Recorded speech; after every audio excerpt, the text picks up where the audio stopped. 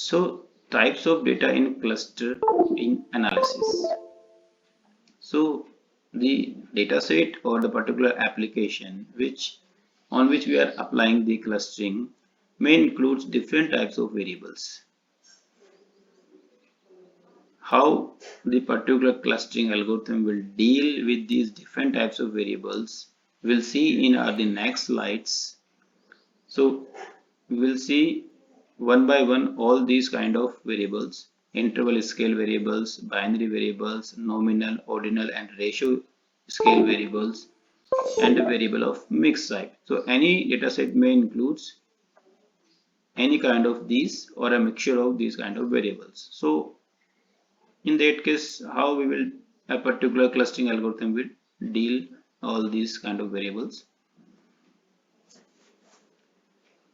Clustering algorithm, before discussing the clustering algorithms, we will also discuss that any particular clustering algorithm will always operate on two types of data structures. One kind of data structure is the data matrix. So a data matrix is n by p matrix, or we can say n objects and p variables. So in this data matrix, we simply represent the n number of objects and each objects having the p variables. So these rows of this data matrix is correspond to n number of objects, and these columns are correspond to p variables in any particular data objects. So each entry of this data matrix simply represents the two different entities. So this data matrix is two-mode matrix. Another data structure on which this clustering algorithm operates is the dissimilarity matrix. Dissimilarity matrix is n by n table. So n is the number of objects. So in this dissimilarity table, all the rows and all the columns represents the number of objects. So any particular entry of this table is only represent a single entity. All the rows represent the objects and all the columns also represents the object. So this entry will represent the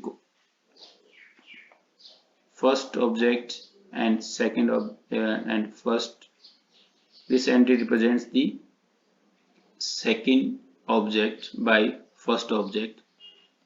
So in the dissimilarity matrix, we simply find out the distances between the two data object I and j. So this distance d between the object 2 and 1. So this entry of this matrix is correspond to the distance between the object 2 and 1. This is the 3 and 1. So if both the objects are same, then the distance between the two objects will be 0. So the diagonal element of this matrix represent the same object. So all the diagonal element of this matrix will be 0, and the remaining will represent the distance between the corresponding objects. So dissimilarity matrix will be used by most of the clustering algorithms.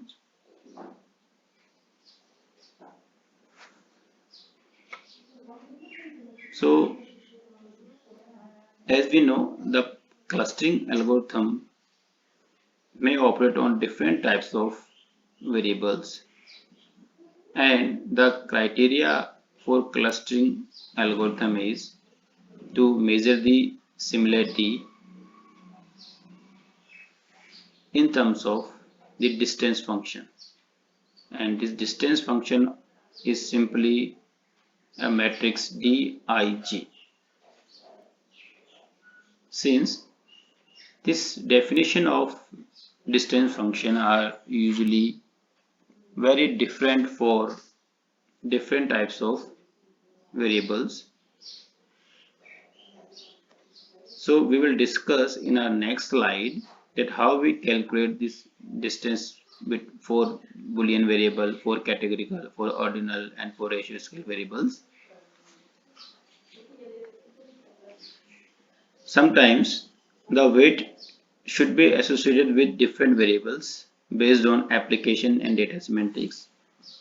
So the quality of clustering algorithm will depends on this distance measure or distance matrix, which we will calculate for different types of variables, and a separate quality function that measures the goodness of a cluster. So there is no certain thumb of rule that which cluster quality is good enough. It is basically subjective. So what is the requirement of particular application? So using this distance measure, we will try to find out the quality of a clustering algorithm. So now we discuss how we calculate the similarity and dissimilarity between the objects. So distance are normally used to measure the similarity or dissimilarity between the two data objects. So why we calculate this distance between two data objects? Because in clustering algorithm, the different clustering methods simply try to group the data objects on the basis of their criteria of similarity.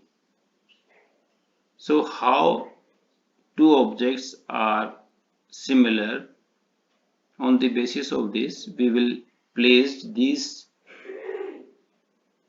objects within a cluster. So if it is highly similar, then object will be placed in the same group. So to calculate this similarity or dissimilarity between the objects, we will use the distances. So how we calculate the distance? We have some methods. So general method is Minkowski distance method. In this method, the distance between two objects I and j is given by these equations. In these equations, the xi1, xi2, xip are simply a variable of dimension, data objects of p dimension, and j is another data object of p dimension, and q is any positive integer. So the distance between these ith and jth object will be given by these equations. Now if q, the value of q is 1, then this equation will become this, and this distance equation is now called the Manhattan distance. So this equation is general equation. If this value of positive integer is 1, then this is simply Manhattan distance or L1 norm. This is also called the L1 norm. We denote it as a L1, L of 1. If the value of q is 2, then this distance equation will be given by this, and this distance is called the Euclidean distance. So Euclidean distance is the one of the mostly used distance measure to find out the distance, or used by most of the clustering algorithm to find out the distance between the two objects. So the properties of